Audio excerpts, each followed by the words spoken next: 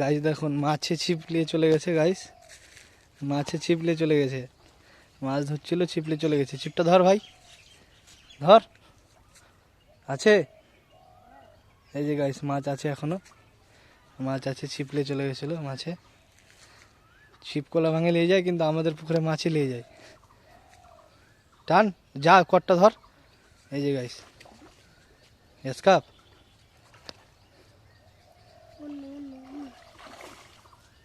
কিরে টান টান, থাম থাম থাম। এই যে গাইস মাছ লিয়ে লিয়ে, মাছটা লিয়ে